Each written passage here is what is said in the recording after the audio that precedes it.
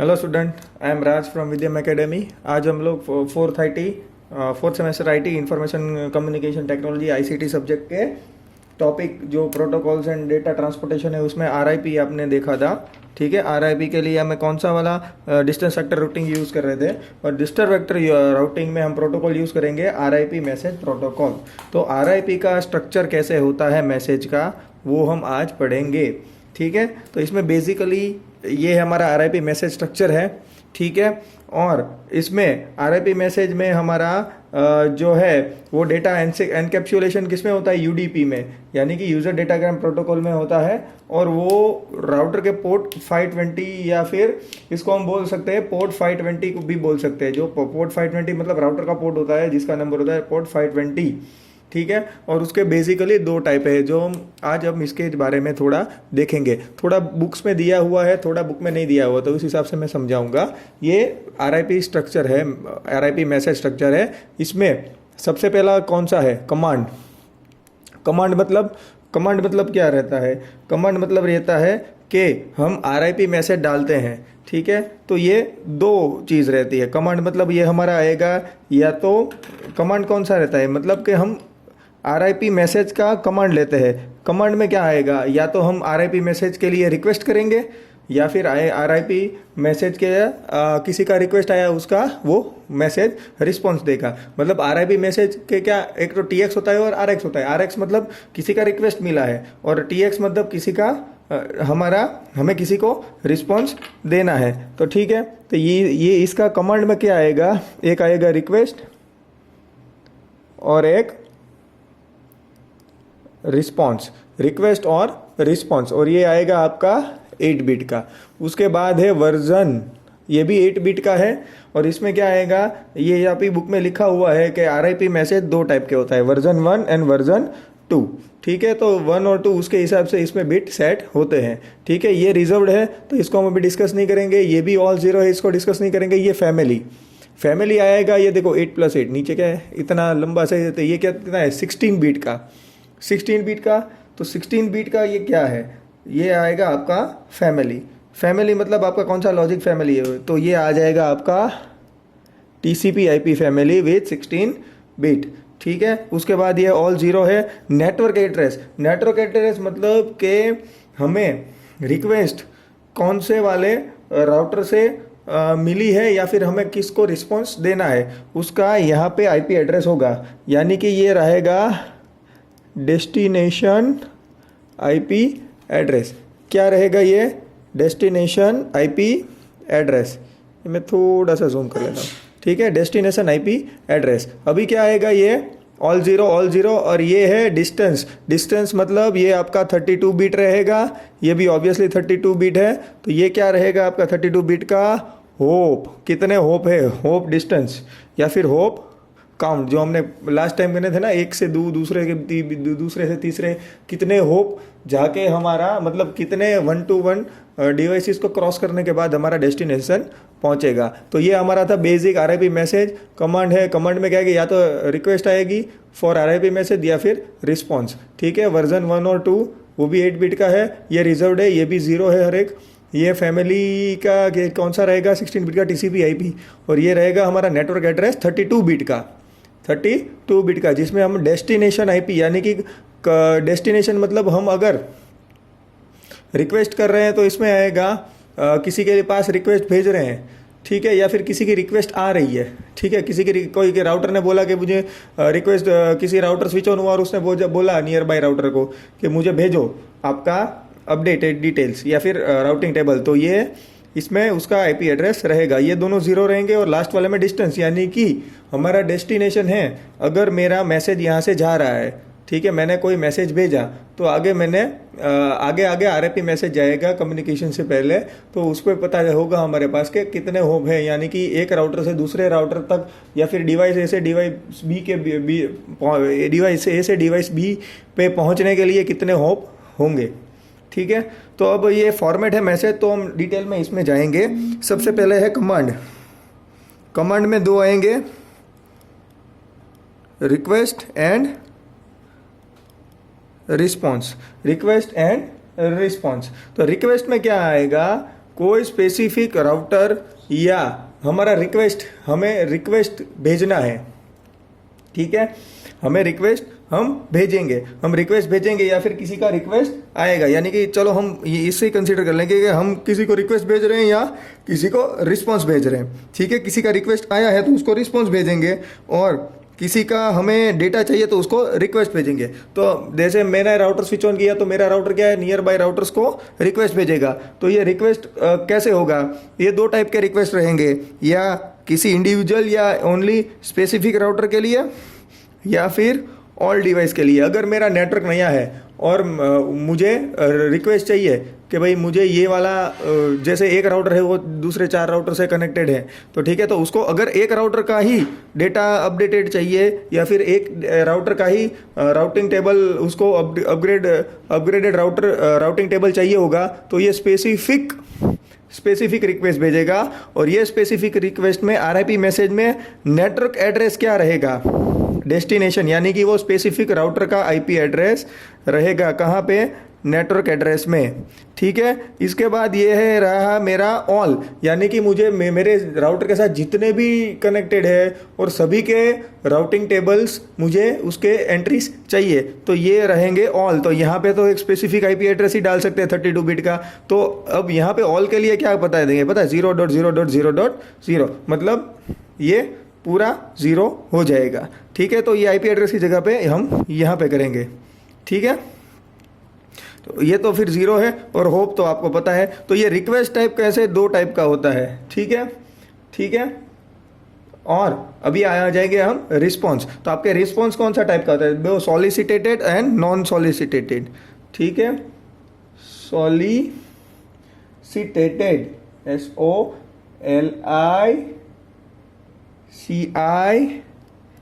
SOLICITED और अनसॉलिसिटेटेड।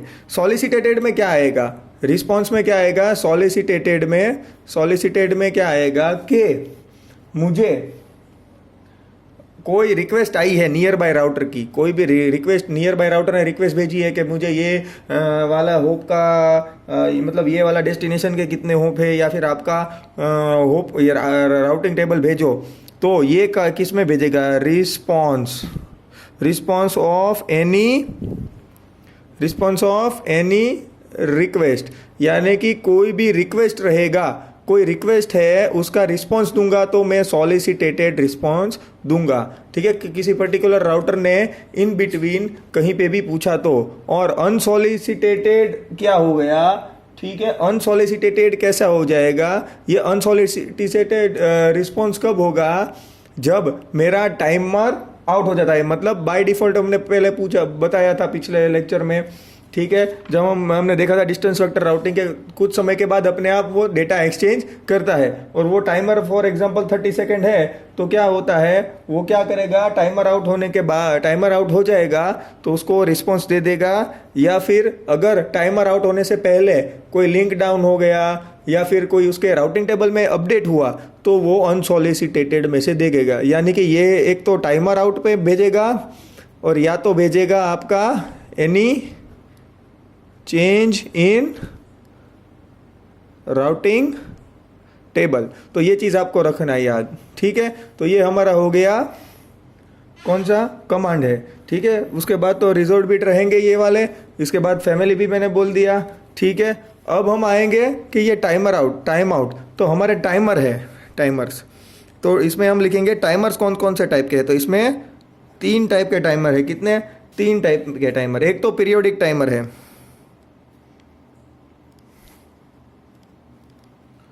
Periodic timer मतलब वो जो बाय डिफॉल्ट टाइमर रहते हैं, कि जैसे कि मैंने एक नेटवर्क शुरू किया, हर एक राउटर एक दूसरे से कम्युनिकेट हो गया, अभी लेट से उसका पीरियोडिक टाइमर का टाइमर होता है 25 to 30 सेकेंड। यानी कि मेरा राउटर अब शुरू होने के बाद हर 25 to 30 सेकेंड्स के बाद वो नियर बाय राउटर के साथ उसका टेबल शेयर करेगा, या फिर RIP मैसेज के थ्रू उसका राउटिंग टेबल शेयर करेगा। तो जैसे ही मेरा राउटर शुरू हो गया 30 सेकंड है तो 30, 29, 28 ऐसे करते करके काउंटर डाउन होगा। जैसे 0 हो गया ये पीरियोडिक टाइमर रिक्वेस्ट भेज देगा, यानी कि RIP मैसेज वो भेजेगा नियर बाय राउटर्स को कि भाई मुझे आपका अपग्रेडेड नया वाला राउटिंग टेबल भेजिए, ठीक है। तो उस हिसाब से वो अपने में भी अपडेट कर देगा। और राउटिंग टेबल कैसे एक दूसरे के साथ डेटा शेयरिंग से अपडेट होते हैं वो हमने पिछले लेक्चर में देख लिया है, ठीक है। सेकंड वाला is your expiration timer.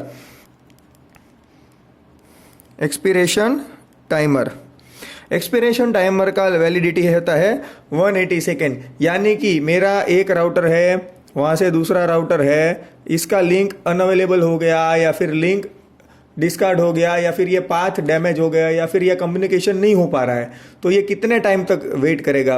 It will wait up to 180 second, ठीक है। और अगर 180 सेकेंड हो गए तो इसके बाद ये इसको क्या कर देगा, इसको होप काउंट 16 पे सेट कर देगा। ये हम लोग अभी पढ़ेंगे क्योंकि पिछले टाइम का मैंने एक टॉपिक छोड़ दिया था, मैंने बोला था बाद में हम करेंगे, जो उसका डिसएडवांटेज है, ठीक है। कौन सा वाला है?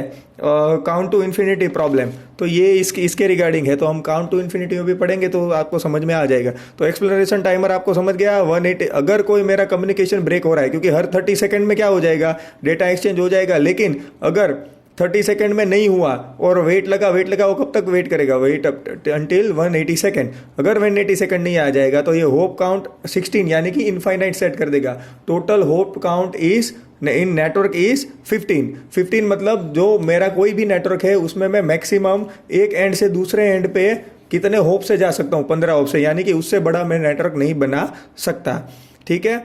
ओके, तो एक एंड से दूसरे एंड के बीच में मैक्सिमम कितने होप होने चाहिए? 15। अगर 16 हो गया यानी कि ये इनफाइनाइट है, यानी कि इसका लूप ब्रेक कहीं पे हो गया है, यानी कि कम्युनिकेशन ए डिवाइस से बी डिवाइस के बीच में नहीं होगा। और लास्ट वन है garbage collection timer. Garbage collection timer में क्या है, ये आएगा 120 सेकेंड।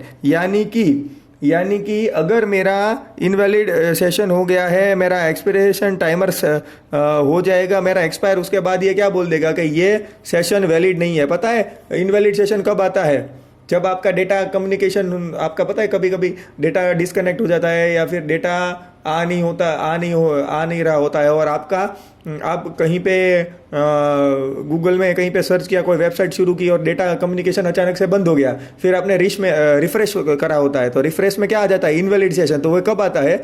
जब ये 180 सेकेंड कंप्लीट हो जाएंगे उसके बाद इनवैलिड सेशन आता है। तो इनवैलिड सेशन आने के बाद भी ये 120 सेकंड तक रुकेगा और उसके बाद वो क्या बोलेगा कि ये लिंक इज वेनिश्ड या फिर ये लिंक आपका ब्रेक हो गया है, ठीक है। यानी कि इसके 180 सेकंड के तुरंत बाद वो नहीं बोल देगा कि फिर भी वो वेट करेगा अप टू 120 सेकंड, ठीक है। अभी क्या है, कुछ लिमिटेशंस है, RIP मैसेज की लिमिटेशंस है।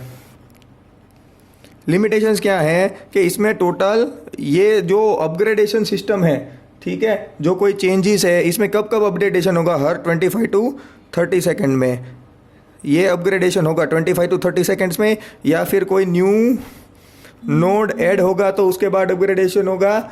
या फिर और एक क्या चीज़ होगी जब होगा इसके अपग्रेडेशन? जब कोई लिंक ब्रेक होता है या फिर अपडेट इन ट्रूथ टेबल। तो ये टाइम पे राउटिंग टेबल अपग्रेड होता है। लेकिन इसमें मैंने कितने बोले, मैक्सिमम कितने होप है? 15 होप, ठीक है। 15 होप यानी कि 1 2 2 2 2 3 3 2 4 ऐसे 15 होप है। और ऐसे अलग अलग नेटवर्क में बहुत सारे टोटल होप मिला के एक नेटवर्क बनता है। तो अगर मेरा कोई भी एक में चेंज हुआ तो वो दूसरे वाले में चेंज पहुंचते कैसे होगा? मैंने कल करवाया था, एक राउटर में से अपग्रेड हुआ, दूसरे में गया, दूसरे में से फिर उसके बाद दूसरा और तीसरा तो ऑलरेडी कम्युनिकेट कर चुका होता है। अब फिर से जब ये मेरा पीरियोडिक टाइमर एक्सपायर होगा 30 सेकंड के बाद, उसके बाद वो दूसरे 2 और 3 के बीच में छोटा मोटा अपग्रेड होगा। तो पूरे नेटवर्क को स्टेबल होने में और एक कभी स्टेबल होने में थोड़ा टाइम लगेगा, और एक बार स्टेबल होने के बाद भी जब भी ये चेंज होता है 2 और 3 नंबर, यानी कि कोई राउटिंग टेबल में अपग्रेडेशन हुआ या चेंज हुआ, तो उसको पूरे नेटवर्क में अपग्रेड करने के लिए बहुत ज़्यादा टाइम लग सकता है, ठीक है। तो ये है, इसका नाम है, इसको हम बोलते हैं स्लो कन्वर्जेंस, ठीक है। और एक दूसरा लिमिटेशन है, उसको हम वो है एंडलेस लूपिंग। एंडलेस लूपिंग, या एंडलेस लूपिंग को हम क्या बोल सकते हैं? एंडलेस लूपिंग को हम दूसरे लैंग्वेज में हम बोल सकते हैं काउंट टू इन्फिनिटिव प्रॉब्लम। क्या? Count to infinity problem. तो ये दो डिसएडवांटेज है, ठीक है। तो ये दो डिसएडवांटेज है। पहला वाला कौन सा मैंने बोला? स्लो कन्वर्जेंस, जिसमें एक टाइम से दूसरे टाइम में पहुंचने, मतलब एक राउटर का जो भी राउटिंग टेबल चेंज हुआ तो बाकी सब में अपग्रेड होने में थोड़ा टाइम लगता है compare to other protocols. And another is endless looping, यानी कि काउंट टू इन्फिनिटिव, यानी कि वो जो काउंट टू इन्फिनिटिव है और काउंट टू इन्फिनिटी है और उसका सॉल्यूशन है वो हम अभी आगे देखेंगे, जो मैंने पिछला छोड़ दिया था, ठीक है। तो ये है count to infinitive. Count to infinity में क्या इश्यू होगा कि अगर मेरा ये x है, फिर a है और b है, अगर मुझे x से a में भेजना है डेटा और a से b में भेजना है, तो हमारा टेबल कैसे रहेगा?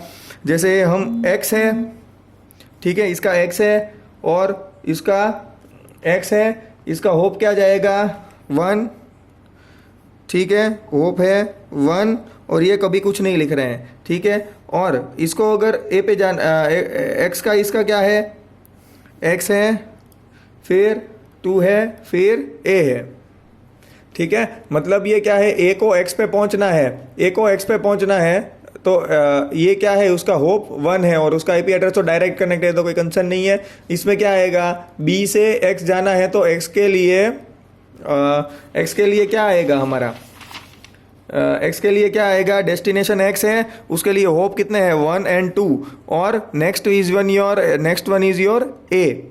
समझ रहे हैं? ठीक है, वो जो मैंने पिछला करवाया था, यानी कि बी से एक्स में पहुंचना है तो सबसे पहले मेरा सिस्टम स्विच ऑन होगा, तो ए में क्या राउटिंग टेबल अपग्रेड होगा?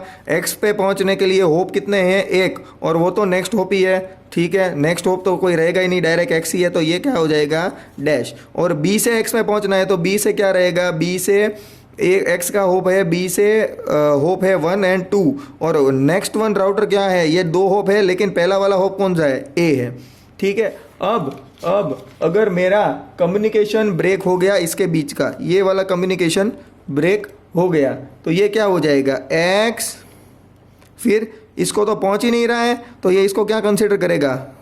इनफाइनाइट, और बाकी तक तो 0 ही रहेगा। और बी का क्या होगा? बी का तो एज इट इज ही है, एट अ टाइम एक्स, 2 और ए। अभी क्या हो जाएगा? ये इनफाइनाइट हो गया, तो इसके बाद ये वाला इसको भेजेगा डिटेल। क्या भेजेगा? ये इसको डिटेल भेजेगा कि भाई मेरा एक्स वाला कम्युनिकेशन तो ब्रेक हो गया है, तुम्हारे पास कुछ है और कोई पाथ? तो ये क्या बोलेगा? हाँ, मेरे पास एक पाथ है जो जिसका होप 2 है, और वो उसका होप 2 है और फर्स्ट वाला राउटर ए है। तो ये बिना दिमाग चलाइए ये डिटेल यहाँ पे भेज देगा। क्या भेज देगा? इसके बीच का एक होप है प्लस ये 2 होप, यानी कि ये हो जाएगा x 3 और डैश, ठीक है, या सॉरी x3, और ये नेक्स्ट होप क्या आ जाएगा? b, और b से फिर 2 होप में जाएगा, तो x3 और b। कैसे हुआ? मैं फिर से बताता हूँ, ये इनफाइनाइट हो गया, आपको समझ में आ गया। अब ये क्या है? x में क्या था? x2 और a। अभी ये क्या बोलेगा? a को क्या बोलेगा कि भाई आपका कम्युनिकेशन ब्रेक हो गया है, लेकिन मेरे पास एक पाथ है जिसका मेरे बाद होप 2 है, ठीक है। मेरे बाद कितने होप हैं? 2 है, ठीक है। तो ये क्या करेगा? मेरा ए क्या बोलेगा? मेरा तो भाई एक होप ऑलरेडी बी पहुंचने में एक होप है, और बी के पास और 2 होप्स के बाद हम पहुंचेंगे, 2 होप जाने के बाद हम पहुंचेंगे ए पे, सॉरी एक्स पे। तो ये क्या करेगा? आप देख लो, ए में A2, एक्स में क्या आ जाएगा? A2B plus B2, A2B plus B2X। A2B कितना होप है? 1 है, प्लस B2X कितने थे? 2, तो ये क्या हो जाएगा? 3। तो ये 3, और पहला वाला होप कौन इसके लिए कौन हो जाएगा? A2X के लिए, अगर इसका ब्रेक होने के बाद तो B हो जाएगा, तो ये 3 हो गया। अब ये डेटा एक्सचेंज करेंगे तो यहाँ पे क्या हो जाएगा? इसके पास ऑलरेडी क्या था? 2 होप थे और ए था, तो इसमें क्या हो जाएगा कि इसमें भी एक 3 है, ठीक है। अब ये क्या सोचेगा कि मुझे एक्स तक जाना है, तो मेरे होप कितने हैं?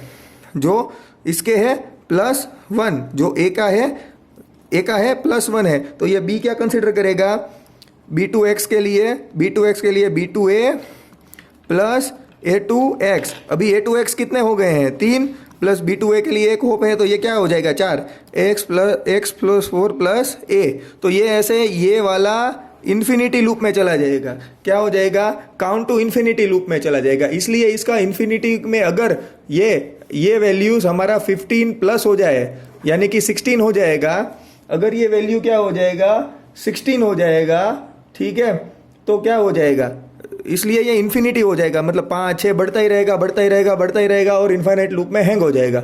तो इसके लिए इसको क्या बोला है कि हम स्प्लिट होराइजन यानी कि कुछ नंबर के बाद उसको स्प्लिट कर देंगे। और ये स्टेटमेंट मैंने बोला था RIP में कि किस में गार्बेज वैल्यू में बोला था या फिर एक्सपिरेशन टाइमर में बोला था कि 180 सेकंड के बाद उसका वैल्यू इनफाइनाइट यानी कि 16 कर देते हैं, यानी कि maximum hope available in RIP protocol क्या रहेगा 15। तो 15 के प्लस अगर 16 यानी कि ये घूमता घूमता अगर 16 पे आ गया तो यहाँ पे ये क्या कंसिडर कर लेंगे X और A के बीच में कम्युनिकेशन ब्रेक हो गया है, ऐसा कंसिडरेशन हो जाएगा।